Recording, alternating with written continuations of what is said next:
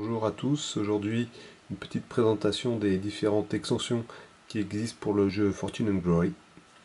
Je commence par les, les petites extensions en fait, qui sont disponibles uniquement auprès de l'éditeur, donc il faut aller sur internet pour se les procurer.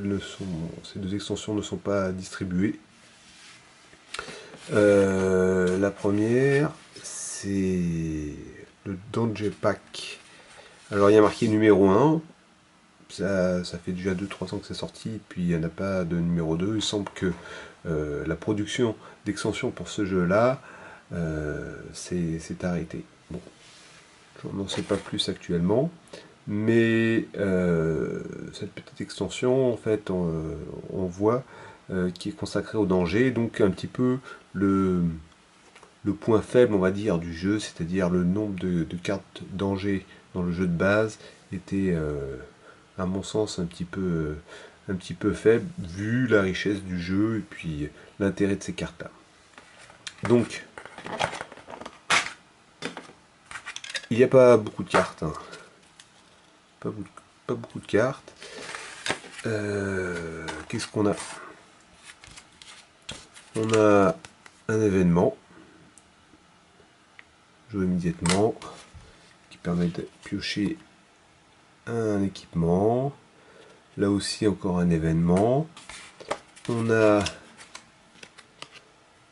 des items communs qu'on peut acheter, donc ça c'est toujours intéressant. Ça c'est un camion d'expédition qui permet d'avoir plus un mouvement à chaque fois.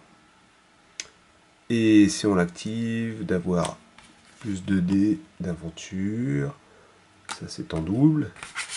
Et enfin, on a les dangers. Là ils sont sur la face cliffhanger. On a différents dangers.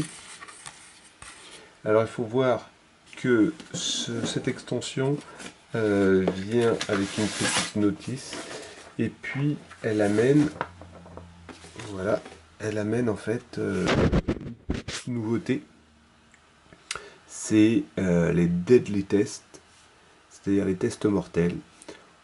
On voit que les croix, les réussites demandées sont tout en rouge.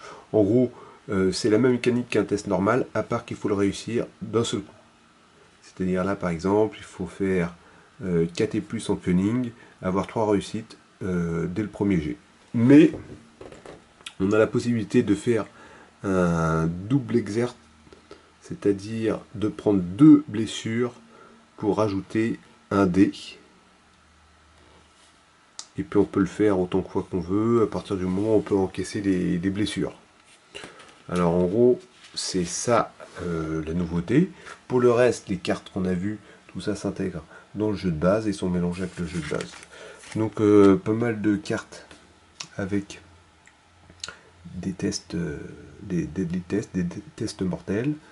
Là on a le choix. Bon, alors, deadly test, je ne l'ai pas essayé, mais certains me paraissent assez difficiles, hein. Des fois agilité, en lore, avoir deux réussites, des fois on a juste 2 dés. Bon, ça me semble parfois un petit peu difficile. Je ne sais pas si je vais adopter ce point de règle. Je vais peut-être simplement les considérer comme des tests normaux et diviser par 2, arrondi à l'inférieur, pour la récompense en points de gloire. Ce sera à voir à l'usage. Alors bon, il y a quelques cartes, mais on remarque que, du moins sur la partie danger, les cartes sont comme doublées, hein. C'est pas énorme. C'est 12 cartes de danger supplémentaires, simplement, dont la plupart sont, en fait, si ce n'est tous, sont doublés. Par contre, sur la face cliffhanger, elles sont toutes différentes. Et ça apporte un peu de variété donc au jeu de base qui manquait un peu de ces cartes là. Cela dit, bon, c'est juste 12 cartes, bon, c'est pas énorme, c'est une petite extension qui est quand même assez sympathique. Ça c'est pour la première Danger Pack. Il y en a une seconde disponible là aussi auprès d'éditeurs. Les Sables du Caire. Alors ça, c'est une extension thématique qui se rapporte un petit peu aux aventures qu'on peut avoir en Égypte, puis dans des coins désertiques du Moyen-Orient. Alors on a une gear, petite lunette qui apporte 2D d'aventure supplémentaire pour certains tests. On a un événement, par exemple, qui permet de piocher des cartes supplémentaires. On a un événement qui permet d'aller au Caire pour récupérer soit une fortune, soit de tirer une carte alliée, soit de tirer 4 cartes événements. Au choix, l'un des trois. Donc ça, je trouve ça intéressant. En ville aussi, on a Street Market qui permet d'avoir sur une ville des réductions pour l'achat de gear et puis d'équipements communs. On a aussi c'était la même carte, des temps doubles. On a quelques ennemis supplémentaires. C'est toujours sympa d'en avoir un peu plus. On a aussi de l'équipement. 2 fois la même carte. Un cimetière qui me permet d'avoir plus en combat. Plus 2 quand on est dans une zone désertique. On a des items communs d'équipement. Là c'est le chameau, alors c'est assez sympa. Quand on est quand on finit notre mouvement dans une zone désertique et qu'on a le chameau, on a le droit systématiquement à une carte événement. C'est assez rigolo. En plus, il y a une autre aussi utilité, on peut la discarter pour avoir 2 dés d'aventure quand on en a besoin. On a également quelques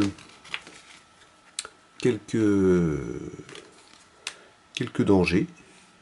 Quelques dangers classiques, 4. Là, c'est un autre ennemi. Donc, petite extension typée aventure dans le désert, assez sympa. Il y a un peu de tout. Bon, c'est pas en soi, il n'y a rien de révolutionnaire, mais ça apporte un peu de variété. Bon, ça c'est la deuxième petite extension. Les cartes sont toujours à inclure dans le paquet de base et sont mélangées dans la masse de cartes qu'on a déjà. Ça permet d'avoir un peu plus de choses, mais à mon avis, ces 2 petites extensions ne sont pas suffisantes. Il n'y a pas assez de cartes vraiment pour donner le change. Bon, on a 12 cartes d'un côté pour le danger, 4 cartes de l'autre, des petites choses. Bon, c'est sympa, mais ces petites extensions ne sont pas données. Avec les frais de port, ça m'a coûté une trentaine de $. Donc, c'est pour les fans. À côté de ces 2 petites extensions là, il y a des extensions officielles qui sont distribuées, qui ont été distribuées donc dans les magasins. La première, c'est celle-ci.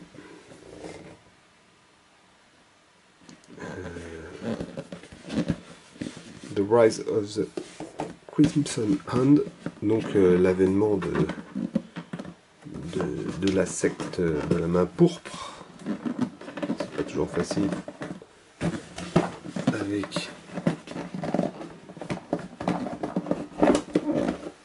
une main. Donc là, c'est déjà de la boîte. Regardez un petit peu le matériel qu'on a à l'intérieur. Une pioche de pion qui ont un rapport avec la nouvelle organisation de vilains que propose cette boîte de jeu, donc la secte de la main pourpre. C'est la règle du jeu. On a un truc assez sympa, c'est en fait une table qui permet de tirer des événements quand on est dans des villes majeures particulières, New York, on a Los Angeles, Paris, et en fait on tire un D6 et puis il y a quelque chose qui nous arrive, et en général c'est des choses qui ont un rapport un petit peu avec l'endroit où on est. Par exemple à Paris, on peut avoir une bataille au sommet de la Tour Eiffel. Donc ça c'est assez sympa. Ça c'est une chose. On a donc la nouvelle organisation de méchants. Donc avec les petites fiches de référence comme il y a pour les nazis et la mafia dans le jeu de base.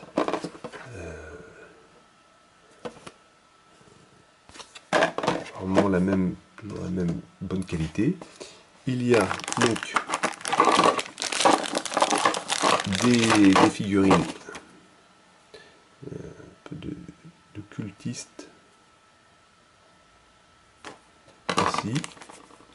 On a également des figurines de méchants, hein, puisque dans ce jeu-là, ça prend des grands méchants.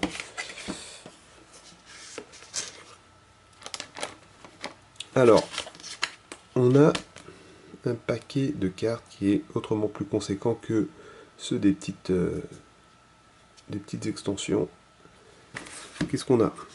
On a déjà une chose qui est appréciable si vous avez la boîte de base, c'est-à-dire des cartes que vous avez déjà, à part que le petit texte qui est en dessous des cartes aventure, quand vous faites vos artefacts avec la carte artefact, la carte aventure, il y avait des petits textes, une petite police de caractère qui a été utilisée, qui rendait le truc quasiment invisible.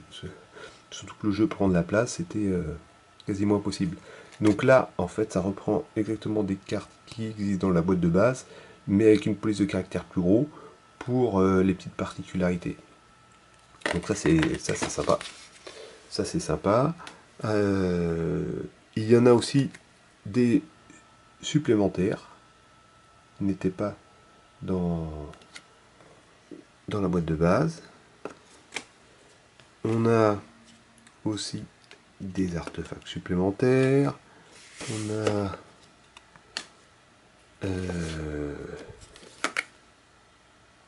des alliés de plus. L'expert en occultisme. San Francisco. Il y a pas mal d'équipements. La wrench, c'est de clé à molette.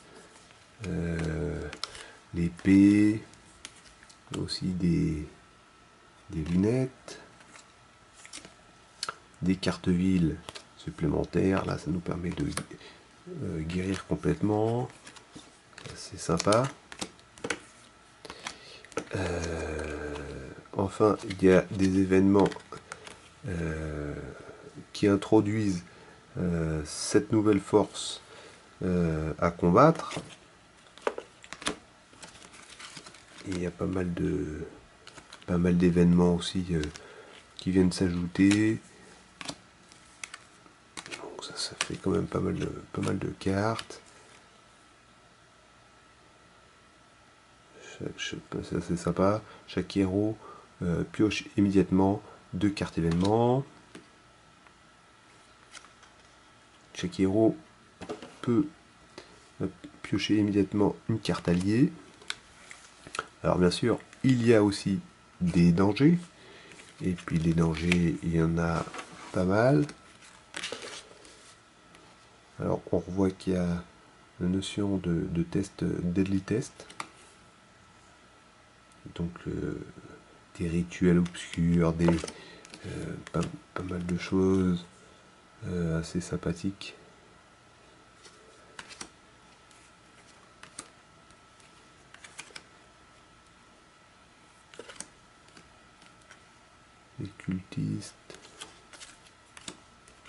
on a aussi des événements de vilains illustrés avec cette nouvelle organisation. Voilà, donc c'est sympathique pour les amateurs de Cthulhu.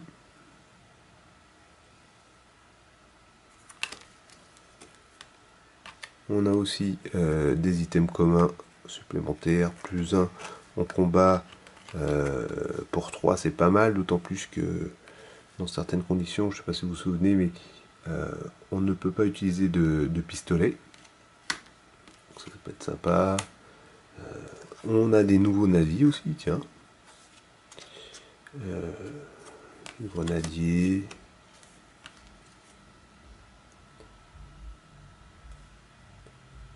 Nouveaux ennemis à combattre.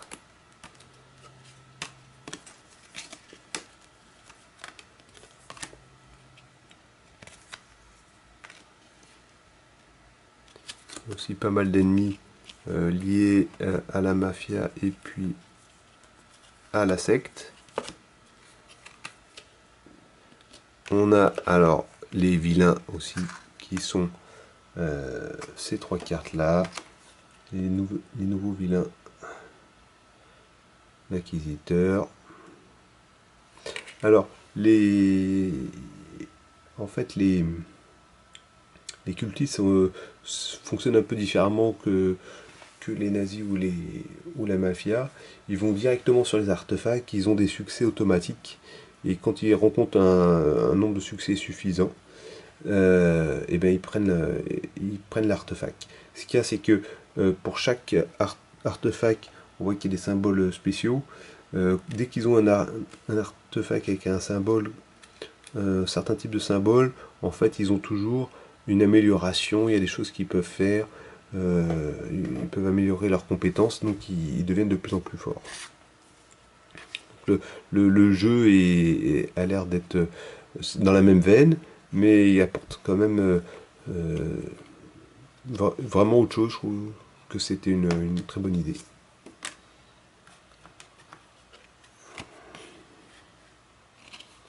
Elle, quand on est sur le même espace que Angelica Hamilton, tous les tests deviennent des tests deadly tests, donc des tests mortels. Donc, pas facile. Donc ça c'est assez sympa. Ça, et puis là aussi on a les textes pour les cartes aventure de la boîte de base. Donc là on peut voir quand même qu'on a pas mal de matériel, on a une organisation de vilains supplémentaires, on a les tables d'événements dans les villes majeures qui apportent un plus, on a différents marqueurs qui sont assez sympas, on a pas mal de cartes, un peu de tout, et puis des dangers qui ont l'air aussi assez sympathiques. C'est pour moi une extension qui apporte un bon plus au jeu, que je dirais que pour ma part je conseille l'achat. Il y a aussi une petite figurine, je ne vois pas très bien, mais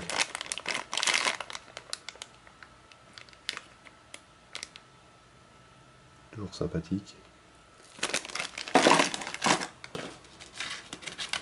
Donc là, c'est pour l'extension de la main pourpre.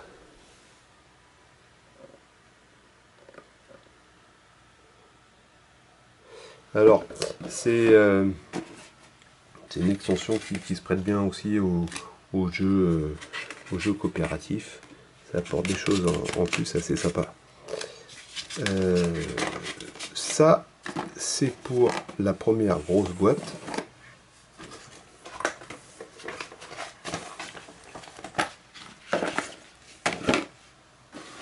Et il y en a une seconde et dernière. une extension chasseur de trésors. Alors cette extension là est un peu plus orientée jeu compétitif, donc jeu à plusieurs en compétitif, puisque il y a quelques éléments comme des missions personnelles qui vont rapporter des choses. J'essaie de l'ouvrir, mais c'est pas facile. Voilà. Donc qu'est-ce qu'on a dans cette boîte là? Une règle de jeu, une planche de counter. Alors il y a la possibilité d'explorer les docks dans des villes portuaires qui permettent en fait d'avoir certaines choses, des fois de gagner de la fortune, d'avoir des trajets en mer gratuits n'importe où, mais aussi des fois des mauvaises rencontres, hein. Il faut combattre la mafia, etc. ou perdre de la fortune ou un allié. Bon, mais il y a pas mal de choses en fait. Ces jetons là sont placés aléatoirement sur cette face là, et puis si un joueur décide d'aller voir et d'explorer le dock, il pourra récupérer le jeton puis gagner ou subir ce qui est inscrit derrière. On peut rajouter aussi quelques villes mineures un petit peu partout dans la carte, qui permet de changer un petit peu la configuration de la carte. Pourquoi pas. Alors, qu'est-ce qu'on a? On a des nouveaux personnages, des nouveaux héros. Jenny Butler, Nigel Harrington, qui est lui un chasseur, Grant Jackson, mercenaire,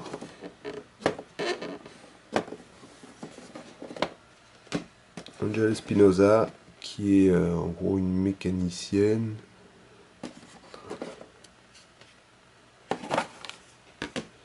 Donc, on a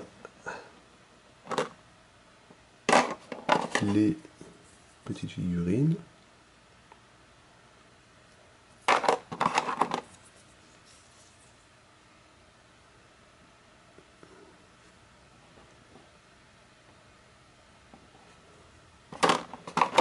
On a aussi des méchants supplémentaires avec leurs figurines. Alors, on a également un bon paquet de cartes avec des cartes aventure, des artefacts supplémentaires, des cartes alliées, des cartes guerre, d'équipement. Plus un lore, ça c'est toujours sympa, c'est souvent appréciable. Laboratoire de sciences qui donne plus en tuning. Enfin bon, pas mal de choses assez sympathiques. On a des événements de ville avec le feu. On a aussi des événements classiques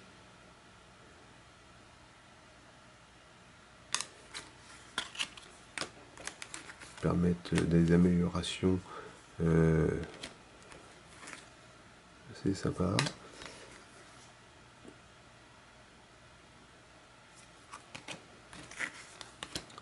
On a là encore des cartes danger. Alors là aussi, souvent les phases danger sont comme doublées, et puis la phase cliffhanger en fait est différente à chaque fois. Écroulement, bon, ça a l'air assez classique. Il n'y a pas de... Je pense qu'il n'y a pas de de Deadly Test là-dedans.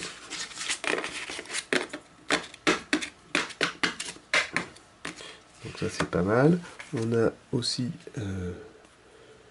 des événements de vilains, de l'équipement, là, un cheval, qui permet d'avoir plus en mouvement, sympathique. Le manoir, un manoir qui permet d'avoir plus 1 au cunning, mais si on l'active, on a plus 1 en fortune, plus 1 en gloire. Donc là c'est intéressant. L'autre gros truc, c'est donc les cartes missions personnelles qu'on reçoit en début de partie qui sont secrètes, uniquement connues du joueur concerné. On a à la fois la mission, là c'est simplement vaincre la mafia en combat. On gagne 1 point de fortune. Il y en a qui sont peut-être plus difficiles. Celui-là c'est trouver un artefact avec le symbole Magic ici. Et puis on a par la suite 2 dés d'aventure supplémentaires pour tous les tests sur une aventure qui comporte le symbole Magic. Enfin, il y a plusieurs choses comme ça.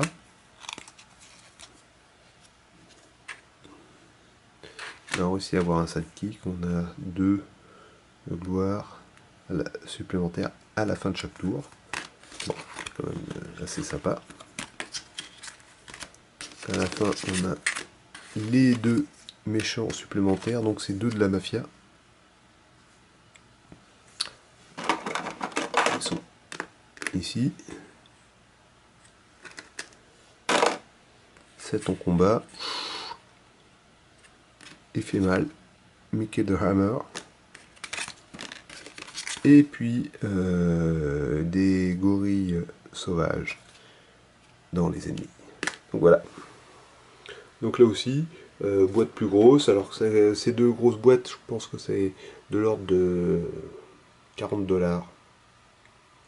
Mais c'est clair que elles apportent un plus assez une plus-value au jeu, je trouve qui est pas mal. Donc si vous jouez simplement avec en coopératif ou en solo, je pense que cette boîte-ci est tout à fait indiquée, elle est vraiment sympathique. Si vous jouez davantage en compétitif avec d'autres personnes, celle-ci est bien parce qu'elle apporte justement les petites missions individuelles. C'est assez sympa, il y a les docks, encore un peu plus de choses à faire, des personnages aussi supplémentaires à choisir. Donc voilà, et puis bon, pour les fans, les gros fans, il y a aussi les petites extensions qui finalement sont pas mal, mais c'est sûr qu'on a quelques cartes. En gros, le prix de ces deux petites boîtes là, c'est le prix d'une grosse boîte. Hein. Ça revient à peu près à ça. Donc voilà, à vous de vous faire une idée. Moi j'ai pas tout essayé, mais j'ai mixé certainement progressivement des éléments des différentes extensions. Je vais déjà tout mettre en commun les dangers. Après, il y a certaines choses que je vais peut-être pas utiliser forcément, même si une fois qu'on a appris, qu'on connaît un petit peu les règles, il n'y a pas réellement de difficultés supplémentaires. Hein. Ça apporte pas de complications réellement dans les règles, toutes ces extensions-là. C'est des petits plus. La possibilité d'aller visiter les docks ou d'aller jouer un événement sur une table des villes au lieu de prendre aléatoirement une carte City. Bon, en gros, il n'y a rien de plus compliqué que ce qu'il y avait dans la boîte de base. Donc voilà. Moi, en tout cas, pour moi, la meilleure boîte, ça reste celle-ci, avec en plus donc la possibilité de jouer contre une 3e organisation de vilains. Merci à tous. Salut!